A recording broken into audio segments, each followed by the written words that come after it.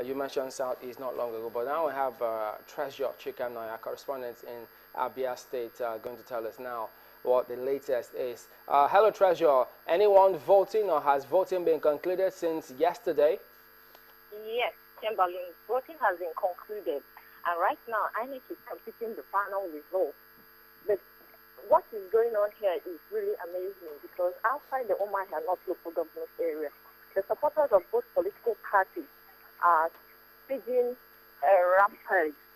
Some from the Abgas, they are saying that they will not accept any results because they were in the field and it's only the results that they collected that should be announced. While the PDP supporters are saying no, it is after the result they will know who actually won. And the situation is not really right because it's not in line with the peace accord that whatever the outcome of the result is, there should be peace. Okay, so what about the Commission and security agencies? Is there any comments from them about all of those circumstances? They are all around Umuahia North, trying to maintain order and peace, and trying to forestall any breakdown of law and order. But I know, yes, they did sign that peace accord at that time, and before today, there were cases of reported violence. But do you have any sense of what may likely transpire when the results are announced? To me, if with what I saw outside Umuahia North, if the Abga supporters do not see what they are expecting, I don't think they are going to have peace. That is what I'm thinking right away. And the PDP too, they are not going to allow Abga to go with what they are expecting. So that is what the situation is right now in front of Umuahia North, where INEC is compiling the final result. What about the PDP? There are securities all around. What about the other political parties? It's only Abga that is very prominent here, Abga and PDP. All right, thank you very much indeed. We'll keep up to speed with you as the program progresses.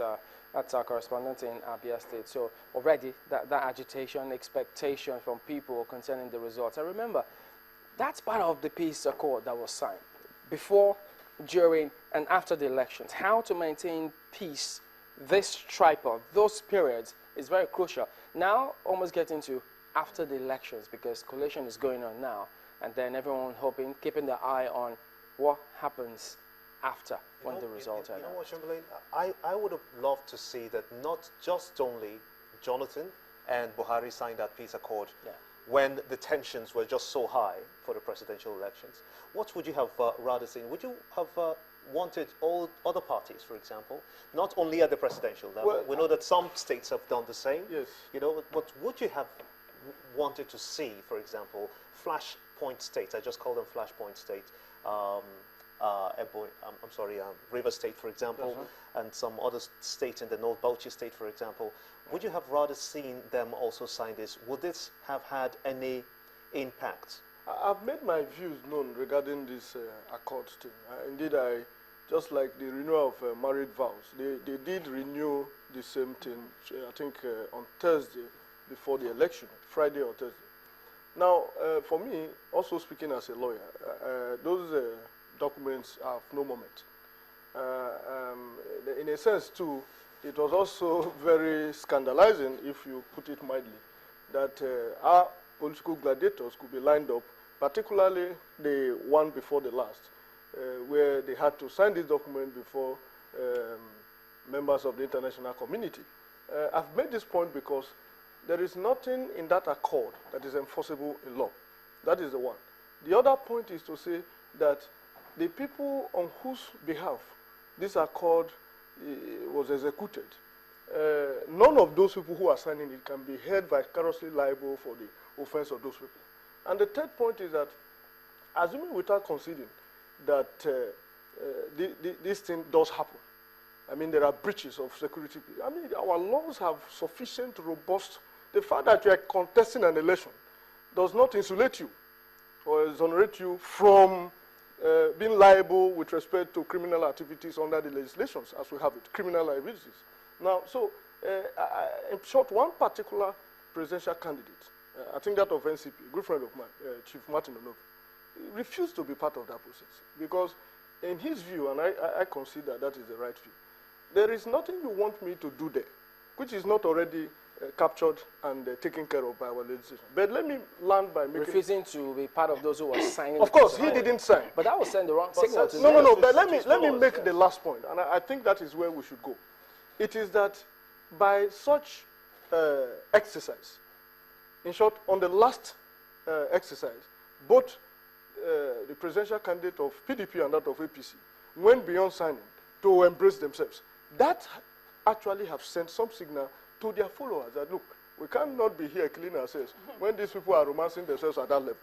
And therefore, the point being that the right signal was sent, it seemed to have percolated because to a very large extent, the resolve of the Nigerian people to move beyond the mundane challenges that has usually derailed the processes didn't play out itself this time, in spite of the provocations. Granted that there are flashpoints, as you have mentioned, but in the final analysis, we haven't had serious cases or widespread cases of violence that derailed the process, and that is a very welcome development as far as I'm concerned. Yes, that's the point I wanted to, you captured the point I was kind of dying to say, that the peace accord worked because of the optics, coming from a background of communication, journalism, political science, whatever. Sometimes it's not just what is in the law that matters, but the image, the appearance, the optics. So they hugged each other, and so in social media, that photo was circulated. It's like, you know what, you're going to kill yourself.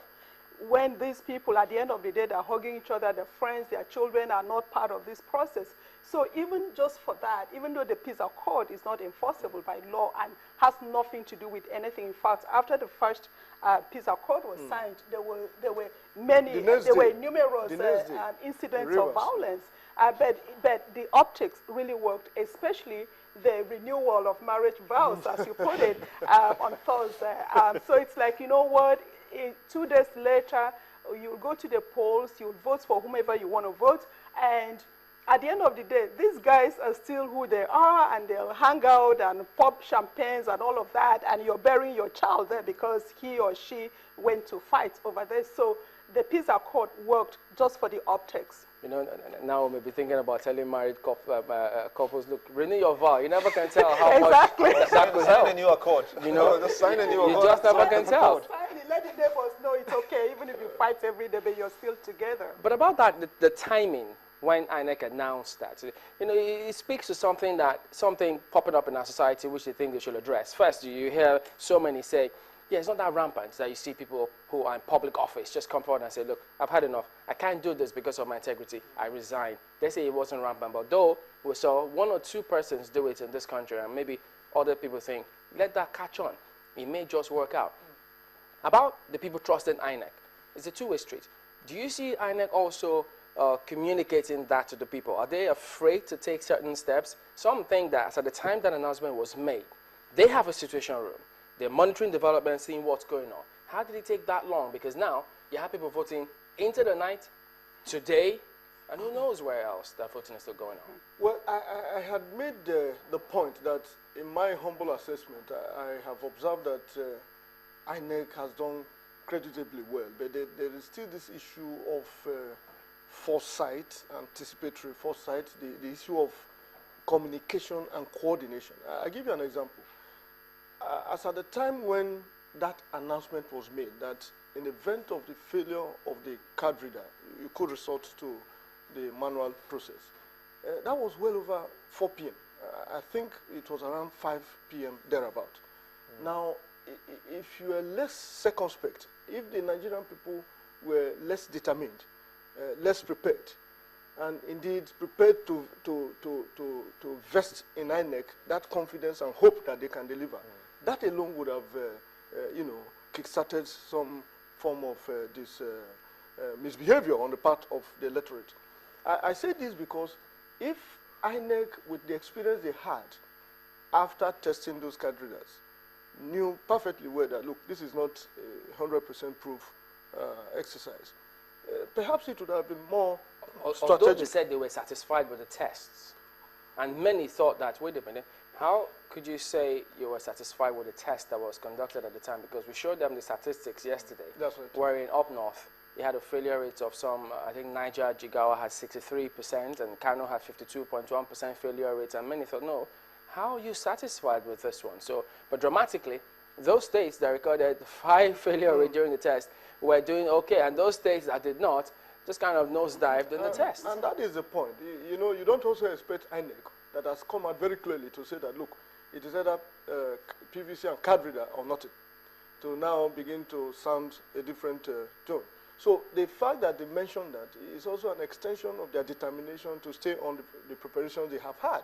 But the reality on the ground is that since you had the opportunity to assess what happened, you needed to come back in-house and be able to give that clear pointer to plan B in the event that this thing repeats. Like somebody did say, it's so crucial, so sensitive an exercise that goes to the soul of our nationhood.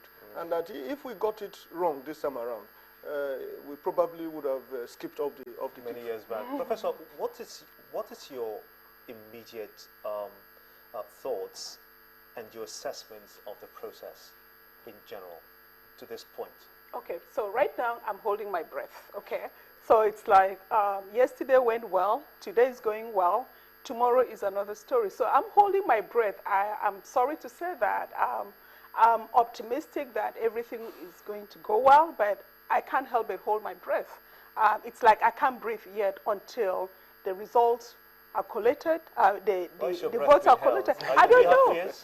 I have concerns about what happens when the results are announced.